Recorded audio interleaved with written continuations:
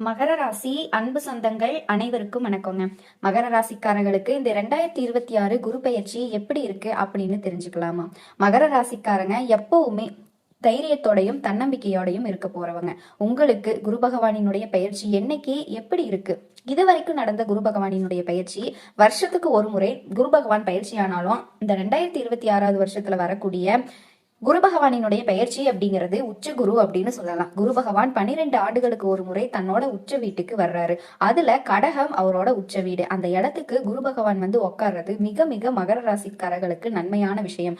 அதுலயும் 7.5 வருஷமா சந்திச்ச மகர ராசிக்காரர்கள் 7 சனி நிறைவான இந்த நேரத்துல ஒரு உச்ச குருவினுடைய பார்வை அவங்க ராசி மேல, அவங்களினுடைய மனசு மேல, அவங்களினுடைய உடல் மேல அவங்களுக்கு படுறது, குருவினுடைய பார்வை கிடைக்குது அப்படிங்கிறதே பெரிய யோகமான அதிர்ஷ்டமான ஒரு காலம். சரி, என்ன நடக்க போகுது, எப்ப நடக்கிறாரு குரு பகவான் அப்படின்னு கேட்டா 2026வது வருடம் ஜூன் மாதம் 1ஆம் தேதி நள்ளிரவு திருக்கணித பஞ்சாங்கத்தின்படி திங்கட்கிழமை சரியாக உங்களுக்கு வைகாசி 18ஆம் தேதி 1:50 குரு பகவான் மிதுன ராசியிலிருந்து கடக ராசிக்கு பயிற்சி ஆகிறாரு. அந்த இடம் வந்து உச்சகுருவா அவரு உட்கார்ந்துருக்க போறாரு. சரி, உச்சகுருவா இருக்கக்கூடிய ஒரு குரு பகவானால ஒரு வருஷம் ஒரு ராசியில பிரவேசிக்கிறார் அப்படின்னு சொல்றோம்.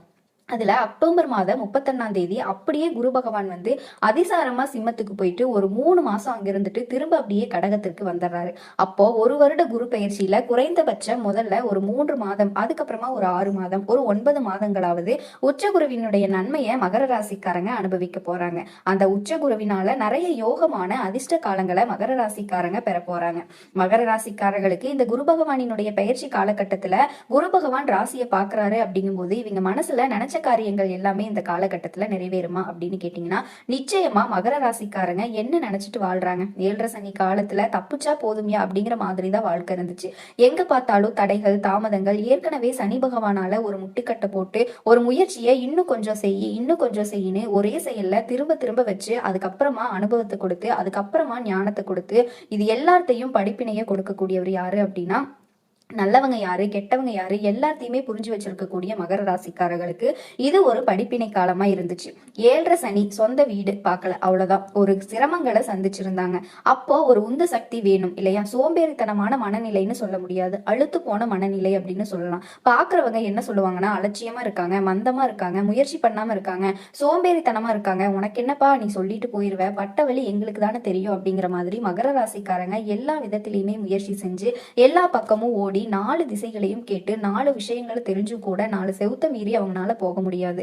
சொத்துக்கு சொத்து போடுற மாதிரி இருந்தாலும் வாழ்க்கை அப்படின்னு சொல்லுவாங்க.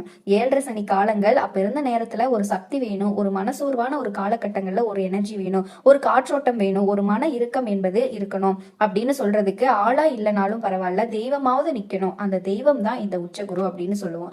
ஏன்னா குரு பகவான் வந்து ஆன்மீக எண்ணங்கள் ஒருத்தருக்கு இருப்பதற்கு, தெய்வ வழிபாடு ஒருத்தர் பண்றதுக்கும், இரக்க சுபாவத்தோட ஒருத்தர் இருக்கிறதுக்கும், ஈகை குணத்தோடு இருக்கிறதுக்கும், தான தர்மங்கள் செய்யறதுக்கும், செய்த தான தர்மங்களின் புண்ணியத்தின் பலனாக இவங்களுக்கு கிடைக்கக்கூடிய பூர்வ ஜென்ம தொடர்புனால கிடைக்கக்கூடிய நன்மைகளை கொண்டு ஒரு தட்டை அப்படியே தாரவாத்து கொடுத்து அவங்களுக்கு நிறைய யோகங்களை கொடுத்து அவங்களுக்கு சில அறிமுகங்களை கொடுத்து இறைவன் மனித ரூபாயான அப்படின்னு சொல்ற மாதிரி நல்ல மனிதர்களை, நல்லவர்களை இவருக்காக இதை செய்ய அப்படின்னு உந்து சக்தியை குரு கொடுப்பாரு.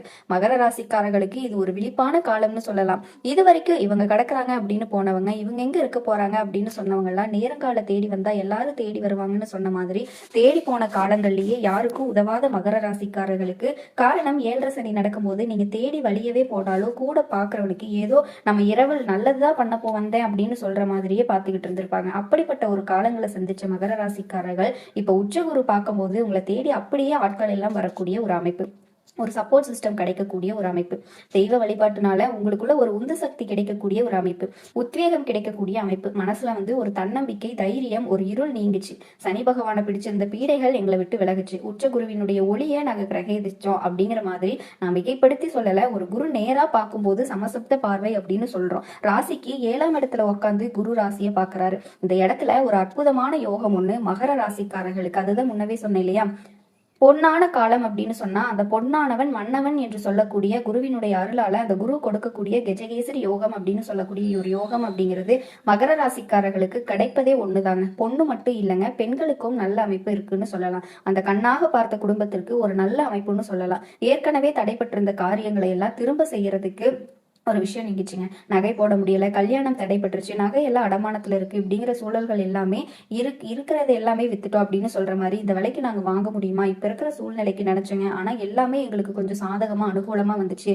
என்னைக்கோ செஞ்ச உதவி, என்னைக்கோ போட்டிருந்த ஒரு படம், என்னைக்கோ தடைப்பட்ட ஒரு சுப காரியத்தை மீண்டும் செஞ்சு வரவ பார்த்தோம். என்னைக்கோ ஒரு விதத்துல சில வழக்குகள் இருந்துச்சு, அது நீங்குச்சு. ஒரு பணம் வந்துச்சு, பார்ட்னர்ஷிப்ல ஒரு பிரச்சனை இருந்துச்சு, அது நீங்குச்சு. பணவரவு வந்துச்சு. அப்படிங்கிற மாதிரி ஏதோ ஒரு திசையில இருந்து அந்த குருவோட அருள் அப்படிங்கிறது மகர ராசிக்காரர்களுக்கு சுய ஜாதகத்துல அவங்க பிறந்த 3 நட்சத்திர அமைப்புகள்ல வயதிற்கு தகுந்த மாதிரி நடக்கக்கூடிய தசா பலன்களுக்கு தகுந்த மாதிரி நல்ல அமைப்புகளும் இருந்துச்சு அப்படின்னா உச்சகுருவினுடைய பார்வையால நான் சொல்லக்கூடிய அந்த கெஜகேசரி யோகம் 1000 யானைகளுக்கு மத்தியில ஒரு சிங்கம் போல செயல்படக்கூடிய அந்த யோகம் இருக்கக்கூடிய ஜாதகத்துல எல்லாமே எவ்வளவு தோஷங்கள் இருந்தாலும் அத்தனை தோஷங்களும் கதிரவனை கண்ட பாணி போல் விலகும்னு சொல்லுவாங்க.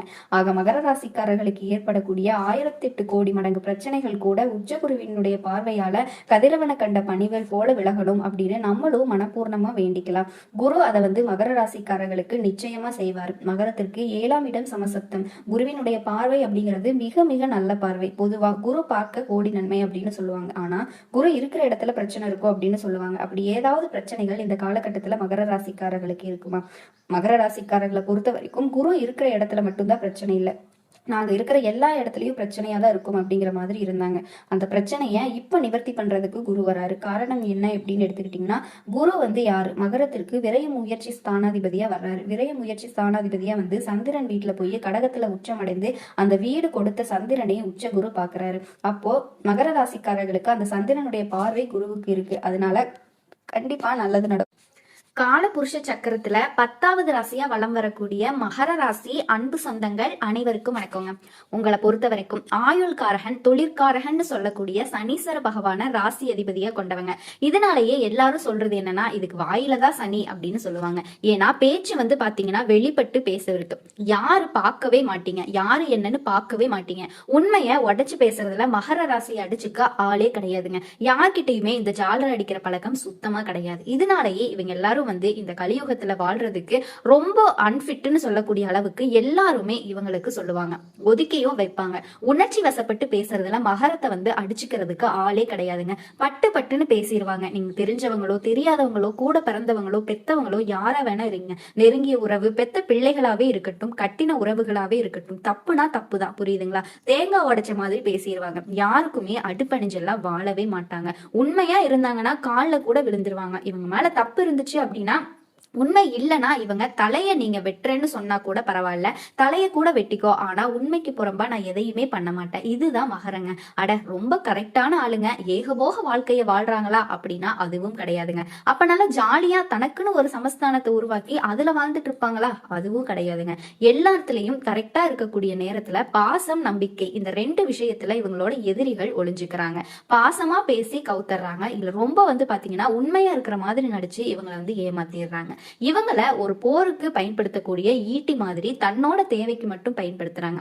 ஒரு பிரச்சனையா இவங்களை முன்னாடி நிறுத்தி அவங்களோட பிரச்சனை எல்லாத்தையும் சால்வ் பண்ணிக்கிறது. பின்னாடி இவங்களுக்கு ஒண்ணுமே தெரியாத மாதிரி அவங்க காரியம் சாதிச்சுட்டு போயிருவாங்க. இவங்களினுடைய பிளஸ் என்னன்னா, யாருக்கும் பயப்பட மாட்டாங்க. இவங்களுடைய மைனஸ் என்னன்னா இதுதாங்க. ஏன்னா இதை வச்சுதான் நிறைய பேர் இவங்க கிட்ட காரியம் சாதிக்கிறாங்க. இது எல்லாமே உண்மைன்னு நினைச்சா கண்டிப்பா கமெண்ட் பாக்ஸ்ல சொல்லுங்க. மகரத்துக்கிட்ட காரியம் சாதிக்க ஒரு வார்த்தை 2 வார்த்தை அப்படியே உண்மையா இருக்கிற மாதிரி ஒரு கண்ணுல தண்ணிய வச்சுக்கிட்டு அப்படி ஆக்டிங் கொடுத்துட்டா போதுங்க. ஒரு கட்டத்துக்கு மேல பாசத்தால அவங்க பண்றது தப்புன்னு தெரிஞ்சாலுமே மகரம் கண்கூடா ஏறாம குறிப்பா பண விஷயத்துல பல கோடிகளை இழந்திருப்பீங்க. உங்க தகுதிக்கு ஏற்ற மாதிரி பல ஆயிரங்களாவது இழந்திருப்பீங்க. இல்லன்னு உங்களால மறக்க முடியுமா? இப்படி பாசத்திற்கும் நேசத்திற்கும் பலியாகி ஒரு பலியாடு மாதிரி வாழ்க்கைய வாழ்ந்துட்டு இருக்கக்கூடிய மகரத்திற்கு இனி வரக்கூடிய நாட்கள் நீங்க நல்லாவே இருக்கக்கூடாதுன்னு சில உறவுகள் நினைச்சிட்டு இருக்காங்க இல்லையா? ஆனா இந்த நேரத்துல உங்களை காப்பாத்த நினைக்கிறது யார் தெரியுமா? உங்க அதிபதி நினைக்கிறாருங்க. சாமி அமைதியா இரு, என்னால இது நாள் வரைக்கும் உனக்கு பாதுகாப்பு கொடுக்க முடியல, உனக்கு ஒரு நல்லதும் செய்ய முடியல, ஒரு 138 நாள் உனக்கு நான் வாய்ப்பு கொடுக்குறேன், யாரையும் உன்னை எதுவும் பண்ணாத மாதிரி நான் தடுத்து நிறுத்துறேன், உஷாரா வரக்கூடிய வாய்ப்பை பயன்படுத்தி பொழைச்சுக்கோ அப்படிங்கிற மாதிரி வச்சுக்கோங்களேன். அப்படி என்னமா இவர் எனக்கு நல்லது பண்ண போறாரு அப்படின்னா, இது நாள் வரைக்கும் அவர் என்ன பண்ணிட்டு இருந்தாரு? இவர் அதிபதியா வச்சதுனாலதான் என்னவோ தெரியல, எனக்கு பார்த்தா சூதுவாது தெரிய மாட்டேங்குது, சூழ்ச்சி பேசுறது தெரிய மாட்டேங்குது, கழிக்க தெரிய மாட்டேங்குது. இப்படி இருக்கக்கூடிய நிலையில மகரத்திற்கு அவரே ஒரு வாய்ப்பு கொடுக்குறாரு. நீ அதையெல்லாம் எதுவும் பண்ண வேணாம், உண்மையா வரக்கூடிய வாய்ப்பை எப்பவும் போல உன்னோட கையில வந்து வாழ்ந்தா, வாழ்க்கையில வாழ்ந்தா போதும், நல்லா இருந்துக்கலாம். அப்படி என்னமா இவர் நல்லது பண்ண போறாரு அப்படின்னா, நீ நடக்கிறது எல்லாமே சுபப்பலனா நடக்க போகுதுங்க. நீங்க ஒரு இடத்துக்கு போயிட்டு வந்தா கூட சரி, அதுல பணவரவு இருக்குங்க, நிதிநிலை வலுவா இருக்கும், நல்ல செய்திகள் கிடைக்கும், தொழில் ரீதியா, வணிக ரீதியா, உத்தியோக ரீதியா, குடும்ப வாழ்க்கை ரீதியா, தனிப்பட்ட வாழ்க்கை ரீதியா எல்லா விதங்கள்லயுமே அதிர்ஷ்டம் கிடைக்குங்க. நடக்கிறது எல்லாமே சாதகமா நடக்க போகுது. உங்க எதிரிகள் என்னதான் திட்டம் போட்டாலும் சரி, என்னதான் கூடி கூடி பேசினாலும் சரி, உங்களை வீழ்த்துறதுக்கு முடியவே முடியாதுங்க. உங்களுக்கு ஒரு தீர்வு நினைச்சாலே போதும், அங்க வாழ்க்கை வந்து அதோ கதைதான். உங்களுக்கு தீங்கு செய்ய முடியாம தெரிச்சு ஓட போறாங்க. புரியுதுங்களா? அரசியல் துறையில இருக்கவங்களுக்கு எல்லாம் சிறப்பான காலகட்டங்க. ஆளும் கட்சிக்கிட்டேயே உங்களுக்கு வந்து பெரும் ஆதரவு கிடைக்கும். இதனால் வரைக்கும் அரசியல்ல ₹1 கூட சம்பாதிக்க நினைக்காதவங்க கூட வருமானம் அப்படிங்கிறது பெற போறீங்க. அதே மாதிரி உத்தியோக பணிகள்ல இருக்கீங்களா, உயரதிகாரிகள் கிட்ட உதவி கிடைக்குங்க. குழந்தைகளை பொறுத்த வரைக்கும் ஆரோக்கியம் மேம்படும், கல்வியில வெற்றி கிடைக்கும், வருமானம் அதிகமா கிடைக்கிறதுனால தேவைகள் எல்லாமே பூர்த்தி செஞ்சுக்க போறீங்க. வியாபாரத்தை பொறுத்த வரைக்கும் கூட்டு தொழில் செய்யறீங்களா, புதிய வாய்ப்புகள் கிடைக்குங்க. தன்னம்பிக்கை, தைரியம் அதிகமாகுது. உங்களுக்கான மதிப்பு, மரியாதை சமுதாயத்துல அதிகமாகுது. எப்படி பார்த்தாலும் சரி, சனீஸ்வர பகவானை பொறுத்த வரைக்கும் இந்த பயிற்சி காலத்துல உங்களுக்கு நிறைய வாய்ப்புகளை கொடுக்கிறாரு. இதோட உறவுகள் வழியில உங்களுக்கு நன்மை உண்டாகுங்க. குறிப்பா தாய் வழியில உங்களை விட்டு விலகி போன தாய் வழி உறவுக்காரங்க மறுபடியும் வந்து ஒண்ணு சேருவாங்க. உங்களுக்கு தேவையான உதவிகளை பார்த்து பார்த்து செய்வாங்க. உங்களினுடைய நன்மதிப்பு உயர போகுதுங்க. அதிகமா பயணம் வந்து போயிட்டு வருவீங்க. குறிப்பா கல்வியில, கலையில வெற்றி சூட்டி நாட்ட போறீங்க. செய்யக்கூடிய தொழில வளர்ச்சி உண்டாகுது. வாகனத்தை மாத்திட்டு புதுசா வண்டி வாகனம், அதனால வசதியான வாகனத்தை வாங்க போறீங்க. உடல்ல எப்பவுமே கவனிச்சுக்கோங்க, சரியான நேரத்துல உணவு இருந்துக்கோங்க, நல்ல தண்ணி குடிச்சு உங்களுடைய உடம்ப நீங்க தாங்க பாத்துக்கணும். அதுல வந்து கரெக்டா இருந்துக்கோங்க. எல்லா விஷயத்தையுமே கரெக்டா எடுத்துக்கோங்க. உங்களுக்கு பிடிக்காத உணவுகளை எடுத்துக்கவே வேண்டாங்க. ஏன்னா சனீஸ்வர பகவானை பொறுத்த வரைக்கும் உங்களுக்கு பொருளாதாரத்துல வளர்ச்சி கொடுக்கும் போது ஆரோக்கியத்துல கொஞ்சம் இடைஞ்சல் கொடுப்பாருங்க. நோய் வராம பாத்துக்கிறது மட்டும்தான் மகரத்தோட ஒரே வேலை. அதே மாதிரி உங்க ஃப்ரெண்ட்ஸ் கிட்ட கோவப்படாதீங்க. நீங்க உறவை தக்க வச்சுக்க பாருங்க. தக்க சமயத்துல உங்களுக்கு வரக்கூடிய வாய்ப்புகளை கரெக்டா பயன்படுத்திக்கோங்க. குடும்பத்துல மகிழ்ச்சி பொங்கும். மனசுல இருந்த வருத்தங்கள் மாதிரி இப்போ எப்பவுமே உள்ளுக்குள்ள இருக்கக்கூடிய கஷ்டங்களை வெளியில காட்டாம இருந்தீங்க இல்லையா, அதே மாதிரி இனி அந்த அவஸ்தையே உங்களுக்கு வேண்டாங்க. மனசுல இருக்கக்கூடிய பாரங்கள் எல்லாமே விலகி போக போகுது. எல்லாருமே உதவி செய்யக்கூடிய உங்களுக்கு இந்த நேரம் அப்படிங்கிறது சாதகமா இருக்குங்க. பல பேருக்கு உதவி செய்யக்கூடிய வகையில உங்க கையில பணவரவு தாராளமா இருக்க போகுது. புதிய உறவுகள் உங்களை வந்து சேர போகுது. வருமானம் பெருக போகுதுங்க. புதிய சேமிப்பு திட்டங்கள்ல ஈடுபடுவீங்க. அதே நேரம் இந்த விஷயத்த வந்துட்டு மகரம் செய்யவே கூடாது அப்படின்னா என்ன தெரியுங்களா, உங்களை பத்தின ரகசியங்களை யார்கிட்டயுமே சொல்லக்கூடாதுங்க. அது எப்பேற்பட்ட உறவா இருக்கட்டும், ஏதாவது எந்த பிளட்குள்ள கூட கலந்த உறவா இருக்கட்டும், சொல்லக்கூடாது. அதை மட்டும் பார்த்துக்கிட்டீங்க அப்படின்னா உங்களினுடைய எண்ணங்கள் எல்லாமே நிறைவேறும். எல்லா விஷயங்கள்லயுமே நல்ல உயர்வு கிடைக்கும். அதே மாதிரி நேர்மறை எண்ணம் அதிகமா இருக்குங்க. அதிகம் வாழ்த்தும் இது நடக்குங்க. செய்யாத பேச்சை, அதாவது யாரோட பேச்சையும் நீங்க கேட்காதீங்க.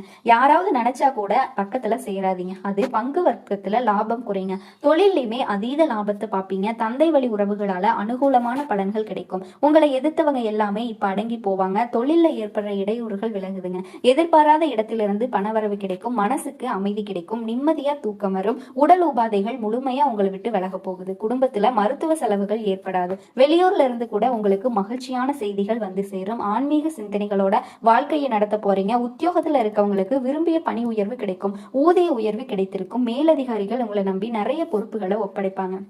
உடல்ல இருந்த சோர்வு, மனசுல இருந்த குழப்பம் எல்லாமே மறையுதுங்க. தோற்றத்துல ஒரு பொலிவு உண்டாகுது. வேலை கூட வேலை பார்க்கறவங்க வகையை மட்டும் நட்பு பாராட்டுவாங்க. அலுவலகத்துல நிறைய விஷயங்கள் சிறப்பா கத்துக்க போறீங்க. வெற்றியும் அடைய போறீங்க. வியாபாரத்தை பொறுத்த வரைக்கும் போட்டியாவது ஒன்னாவது எல்லாத்தையுமே ஒரு கை பார்க்க போறீங்க. பண விஷயத்துல உஷாரா இருந்துக்கோங்க. மத்தபடி சுகபோக வாழ்க்கைக்கு எந்த குறையும் இருக்காது. அரசியல் பதவிக்கு எல்லாமே மேலிடத்துல கணிசமான ஆதரவை பெறுவீங்க. தொடர்பு மத்தியிலையும் சரி, நல்ல ஆதரவோட இருக்க போறீங்க. விவேகத்தோட செயல்பட்டு உங்க தேவைகள் எல்லாமே சாதிச்சு காட்ட போறீங்க. உங்க மனசு சொல்றதை கேட்டு நடந்துக்கோங்க. மத்தவங்க யாராவது சொல்றாங்க அப்படின்னு கொஞ்சம் செவி சாய்த்தா கூட உங்களுக்கு தோல்விதான் தொடருங்க. ஓகேங்களா? அதே மாதிரி கலைத்துறையில இருக்கவங்களுக்கு உங்களினுடைய வேலைகள் எல்லாமே சுலபமா முடியும். உங்களை தேடி புதிய வாய்ப்புகள் வரும். உங்க திறமையை வெளிப்படுத்துறதுக்கான அந்த வாய்ப்புகளை மட்டும் தவற விட்டுறாதீங்க. சின்ன வாய்ப்பா இருந்தா கூட சரி, அதை பயன்படுத்தி பெரிய வாய்ப்புகள் வர்றதுக்கு இது ஒரு சந்தர்ப்பமா அமையும். பொருளாதாரத்துல வசதிகள் மேம்படுது. பெண்மணிகளை பொறுத்த வரைக்கும் குடும்பத்தார்கிட்ட விட்டு கொடுத்து நடந்துக்கோங்க. எல்லாரையும் அனுசரிச்சு நடந்துக்கோங்க. அதுக்கப்புறம் பாருங்க, எதுவுமே உங்களுக்கு பாதகத்தை கொடுக்காது. படிப்புல இருக்கவங்களுக்கு தெளிவான சிந்தனையோட நல்ல மதிப்பெண்களை அள்ளி கொடுக்க போறீங்க. நண்பர்கள் உங்களுக்கு உதவிகரமா இருப்பாங்க.